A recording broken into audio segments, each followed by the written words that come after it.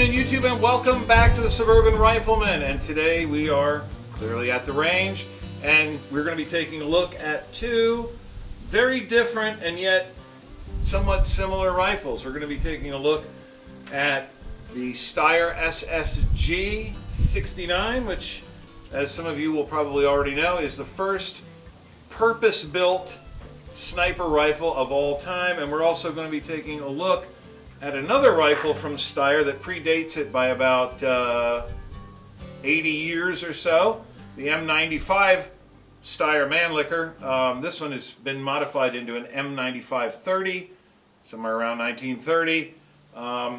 Two very different rifles, both from the same manufacturer.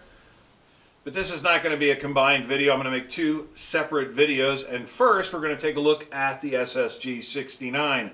Steyr introduced this rifle, as the name implies, in 1969 in 7.62 by 51 NATO, because that was the standard NATO cartridge. We know it in this country as the 308 Winchester. Pretty much every precision rifle made today is still made in 7.62 by 51 NATO or 308 Winchester.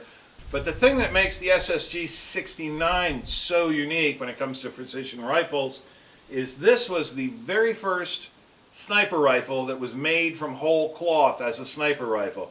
Every sniper rifle that came before the SSG 69 was either based on a military rifle. That was the standard procedure going all the way back to the American Civil War, World War I, World War II, Korea.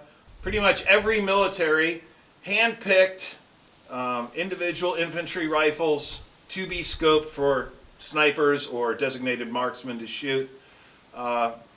When Vietnam rolled around, we turned, or at least the U.S. military turned to commercial hunting rifles.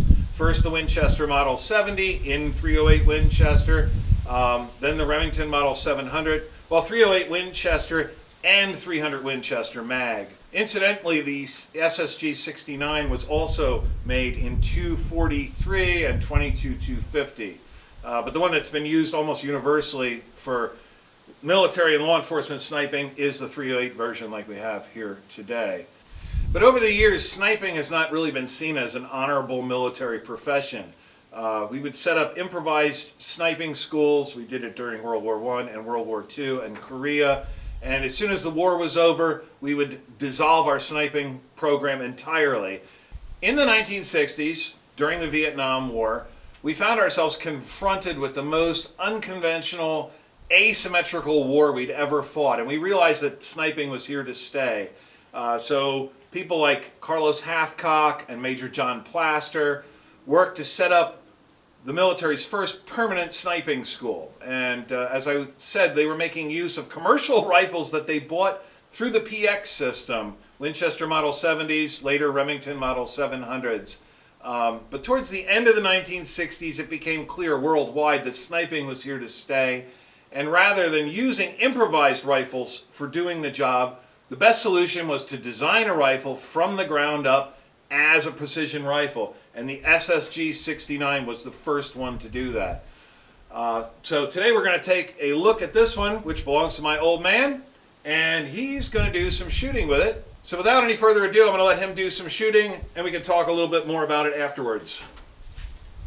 The magazine used in the SSG 69 is unusual for a military weapon. It's a 5-shot rotary magazine, similar to the magazines that you'd find on some Ruger rifles.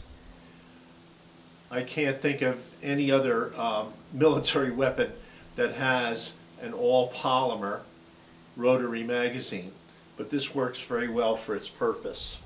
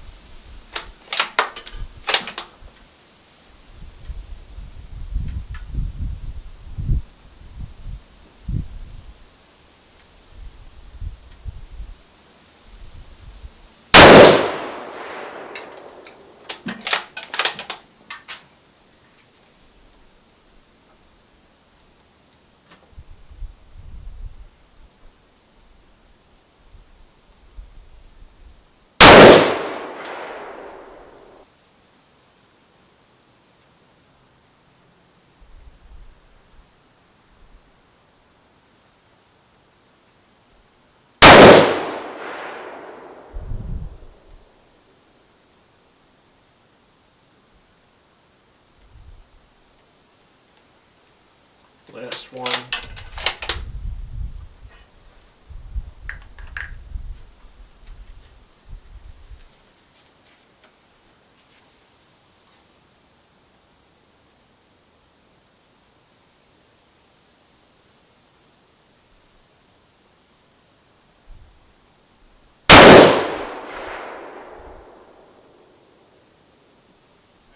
I'm not going to let him have all the fun. I'm going to take a few shots now.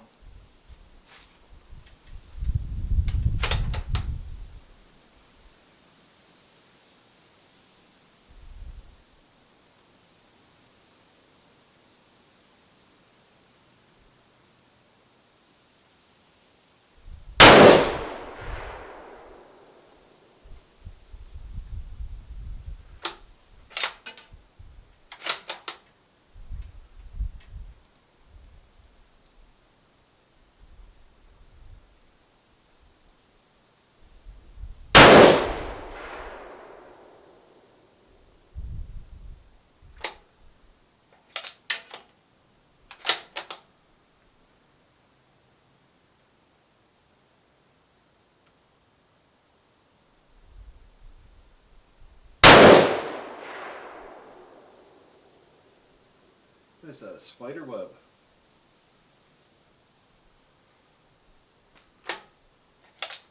Cool. I like it. I didn't remember racking a shell, and so I racked it twice.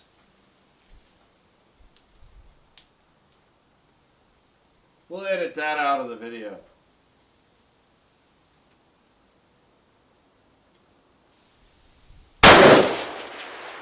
Wow, nice group. Nice 5-shot group at 300 yards.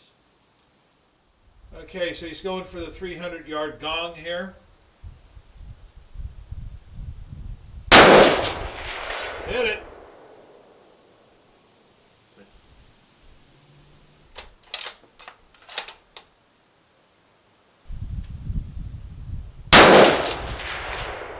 A little bit high that time. Yeah.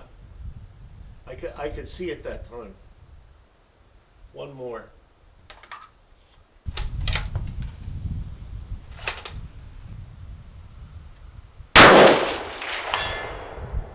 Hit it. I saw it jump around that time. And lest anyone think that that's not 300 yards away, you can see it's pretty far out there. So you want to show us what your target looked like at 300 yards? Not too shabby. No. Not too shabby at all. No, I think that's sub-minute of angle gun for sure. I would say so. What is that, about 2 inches maybe at 300 yards? Yeah, 2 inches at 300 yards, so it's... And this thing isn't even completely dialed in yet, so good job. Yep. All right, well, there you have it. That was a quick look at the SSG 69 from Steyr. This rifle was in pretty much constant production from 1969 through 2015. Unfortunately, it's now been discontinued. Steyr currently has 2 newer versions of the SSG, the SSG 04 and the SSG 08. The 69, as I said, has been discontinued. It didn't really change an awful lot. There were small structural changes made over the course of 50 years, but largely it's the same rear locking lugs. The original had sort of a butter knife bolt handle instead of this large tactical knob, which is so much easier to find and manipulate, particularly in the dark.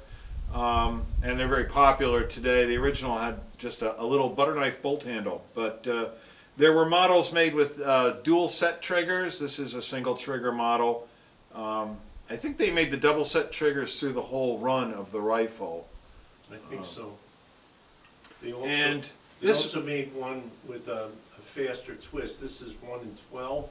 They made one in 1 in 10 for subsonic use with a suppressor. Wow, 1 in 10.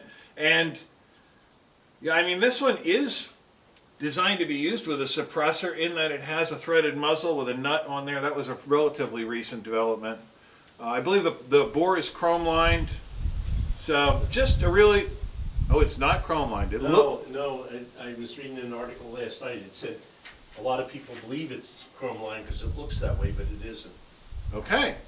The bore is not chrome lined, but it certainly looks chrome lined. Anyway, it is just a cool rifle. The very first purpose-built sniper rifle that I'm aware of. I'm pretty sure it was the first purpose-designed sniper rifle from the ground up, not based on an existing military rifle, not based on an existing sporting rifle. So if you enjoyed this video, please go ahead and click the like button down below. If you hated it, go ahead and click the dislike button. You won't hurt my feelings, but it does help me to determine what kind of content to generate in the future. If you did enjoy this video and you'd like to see more like it, please consider subscribing to my channel. YouTube doesn't care about total views anymore. I do. I watch the count of the views change every day. It makes me feel great. But all YouTube is concerned with is the number of subscribers my channel has. And so every subscription goes a long way to keeping me here on YouTube. If you're already a subscriber, go ahead and click the bell icon down below, and then YouTube will send you notifications when I make updates to the channel. And also, if you enjoyed this video, please go ahead and check out our companion channel, the Suburban Proletarian, also here on YouTube. So until next time, later guys.